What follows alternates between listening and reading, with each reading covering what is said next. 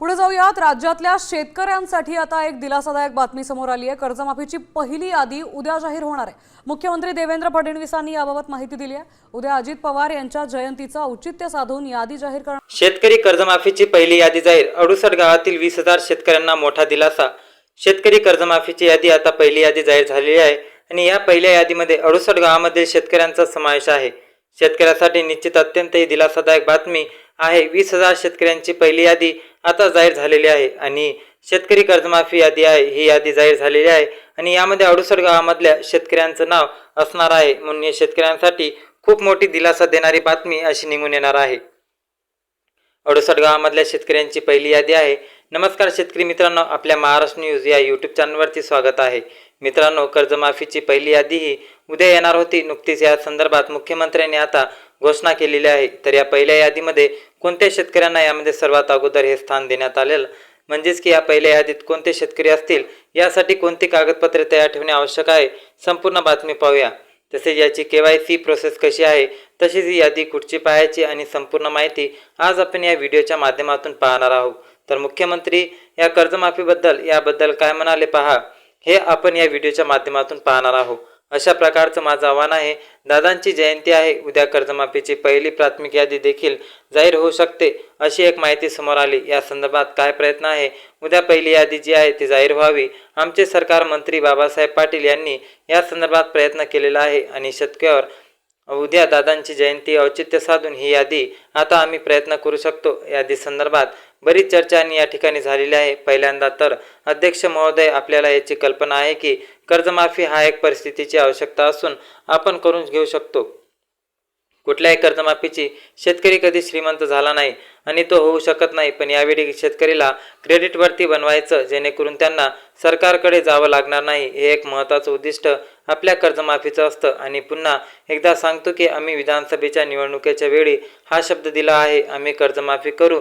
खरं तर म्हणजे 2029 पर्यंत थांबू शकलो असतो, कारण सगळ्या निवडणुका जिंकून आम्ही कुठल्या निवडणुका बाकी आहेत, पण काही आम्ही तसं केलं नाही. आम्ही ठरवलं की शेतकरी अडचणीत असले तर त्याला कर्जमाफी दिली पाहिजे आणि कर्जमाफीचा निर्णय आपल्या सरकारने केला. आता यामध्ये आपण काय काय केलं, तर कर्जमाफी असेल यावेळेस समझोता केलेला आहे, प्रोत्साहनपर अनुदान लाभ दिलेला आहे. खरंच म्हणजे एक गोष्ट मला अजून लक्षात आणून दिलेली पाहिजे की या कर्जमाफीच्या अतिरिक्त दरवर्षी हे सरकार शेतकऱ्यांना, महायुतीचं सरकार 25,000 कोटी रुपये वीज बिलाची माफी देतो. शेतकऱ्याला 25,000 कोटी रुपये दरवर्षी हे पैसे भरावे लागतात. हे माफ केले नाही तर हे भरावे लागतात दरवर्षी. पहिल्या वर्षी 20,000 कोटी, 22,000 कोटी, 25,000 कोटी हे पैसे आपण भरत असतो. एकूण जर आपण कृषी विभागाचा आजचा या उलट बघितलं तर सगळं मिळून वेगवेगळ्या योजना आणि देणारा सबसिडी तर तो 90 ते 95,000 कोटी रुपयापर्यंत आहे. 95,000 कोटी आणि हा कर्जमाफीचा निर्णय आपण घेतलेला आहे. आपण राष्ट्रीयकृत बँका, व्यापारी बँका, खाजगी बँका, जिल्हा मध्यवर्ती सहकारी बँका सगळ्यांची बैठक घेतली आणि यामध्ये त्यांच्या आधारावर सगळा डेटा घेतला. त्यानंतर मिळालेल्या महायुतीच्या म्हणजेच की माहितीच्या आधारावर पुण्यश्लोक अहिल्यादेवी होळकर शेतकरी कर्जमुक्ती योजना आपण तयार केली.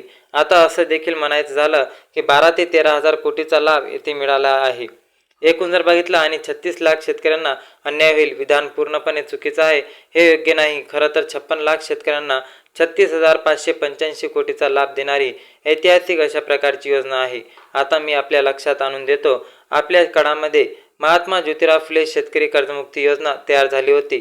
यामध्ये केवळ अल्पमुदत पीक कर्ज आणि पुनर्गठित कर्जांसाठी 2 लाख रुपयापर्यंत ही योजना तयार केलेली होती. मात्र पुण्यश्लोक अहिल्यादेवी होळकर मध्ये आपण 2 लाखापेक्षा जास्तही ज्यांची थकबाकी आहे त्यांनाही 2 लाखापर्यंत देतोय. आपल्या जनतेत योजनेत 2 लाखावर 1 रुपया जरी वरी असेल तरी त्याला कर्जमाफी मिळालेली नाही. इथे 2 लाखाच्या वर असेल तरी त्याला आपण ती कर्जमाफी देणार आहोत. आपण या सर बघितलं तर महात्मा ज्योतिराव फुले कर्जमाफी योजना जी आहे याच्यामध्ये 32 लाख शेतकऱ्यांना त्या ठिकाणी लाभ मिळाला होता. त्यापैकी बहुतांश शेतकऱ्यांनी पुन्हा कर्ज भरलेले आहे, काही शेतकऱ्यांनी भरलेले नाही. आणि म्हणून आपण ज्यावेळेस कर्जमाफीच्या संदर्भात निर्णय करायला घेतला त्यावेळेस आपण एक प्रवीण परदेशी कमिटी तयार केली होती आणि या कमिटीला आपण काही लॉंग टर्म, काही शॉर्ट टर्म अशा पद्धतीने काही सूचना द्यायला सांगितलेल्या होत्या. त्या सूचना देताना काही लॉंग टर्मच्या दिल्या, काही शॉर्ट टर्मच्या दिल्या. एक गोष्ट प्रकर्षाने त्यांनी मांडली, खरं म्हणजे बोलताना रोहितजींचे ते लक्षात आलं नाही असं म्हणाले की नैतिकतेवर शेतकऱ्यांचा प्रश्न नैतिकतेवर नाही.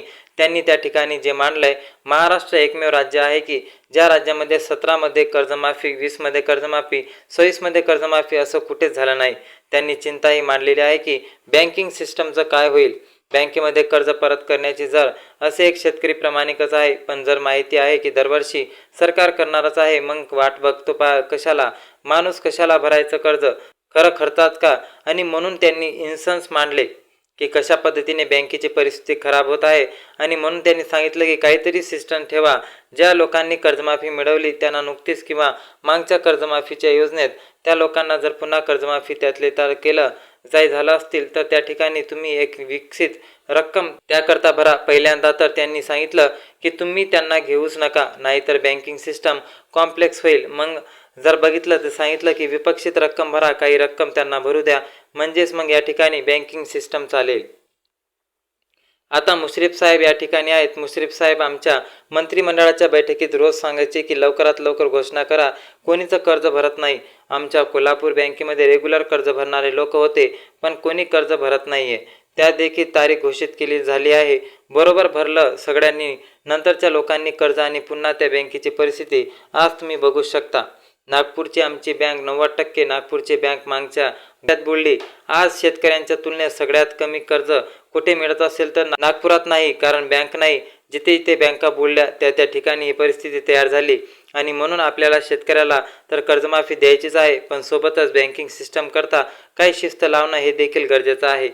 कारण की पहा, लक्षात घ्या की मुख्यमंत्री साहेबांनी विधान परिषदेमध्ये बोलताना हे त्यांनी शब्द मांडले की कर्जमाफी करणार, आणि हे शब्द त्यांनी दिलेला आहे. कर्जमाफीच्या याद्यासुद्धा प्रसिद्ध होईल आणि आज ते याद्या प्रसिद्ध व्हायला सुरुवात होणार आहे. या गावामध्ये होणार आहे. तात्पुरती यादी अजून ऑनलाईन अपडेट आलेली नाही आहे. लवकरात लवकर ही यादी आपल्या जे संकेतस्थळ आहे गव्हर्नमेंटचं, त्या संकेतस्थळावरती याद्या उपलब्ध झाल्या आणि करायला सुरुवात झालेली आहे. म्हणून शेतकऱ्याला चिंता करण्याची गरज नाही. शेतकऱ्यांना त्वरित आणि लवकरात लवकर हे कर्ज मिळायला सुरुवात होईल अशी सुद्धा त्यांनी माहिती दिली. शेतकऱ्यांच्या सर्वात महत्त्वाची बाब ही की शेतकऱ्यांना कर्ज मिळत आहे, त्यामुळे शेतकरी कर्ज भरत नाही आहे, ही पण गोष्ट त्यांनी मांडली. परंतु लक्षात घ्या, त्यांनी सांगितलं की आम्ही कर्जमाफी करत आहोत आणि सतत करत राहील. आणि कर्जमाफीबद्दल आम्ही जर निवडणुका लढल्या असत्या तर आम्ही सगळ्या निवडणुका खतम होऊन आम्ही 2029मध्ये हा निर्णय घेतला असता, परंतु आम्ही शेतकऱ्याबद्दल विचार केला, अशी देवेंद्र फडणवीस यांनी विधान परिषदेमध्ये हा मुद्दा मांडला.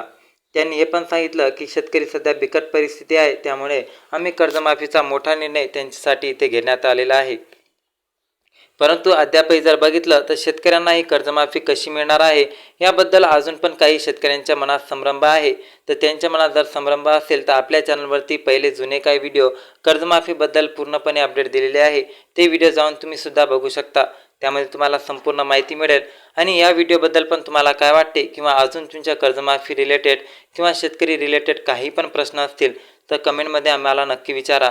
अजून काही तुमच्या मनात शंका असतील तरी कमेंटमध्ये तुम्ही विचारू शकता. आपल्या शेतकरी बांधवांना हा व्हिडिओ शेअर करा. तुमचं जर यादीमध्ये नाव येईल तर कमेंटमध्ये नक्की कळवा. जय हिंद, जय महाराष्ट्र. धन्यवाद.